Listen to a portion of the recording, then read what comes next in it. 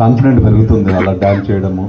So వాళ్ళని encourage చేయడం, ఎందుకంటే నేను ఆ వయసులో ఏడవడం తప్ప ఏం చేసిన సభ్యులకి ఆ పరమశివుడి ఆశీస్సులతో ఆయురారోగ్యాలతో ఎప్పుడు హ్యాపీగా ఉంటూ 5వ వార్షికోత్సవం కాదు 50 వార్షికోత్సవాలు చేయాలి. దానికి కూడా నేను 10 సార్లు రావాలి, మరి నన్ను పిలవాలని మనస్ఫూర్తిగా కోరుకుంటున్నాను.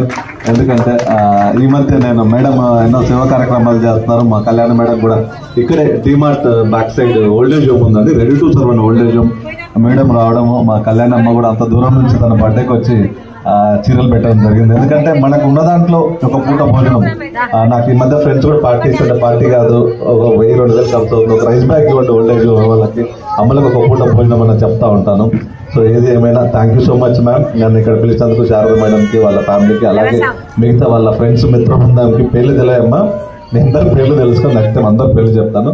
Thank you so much once again. Thank you ma'am. భయ్యా భయ్యా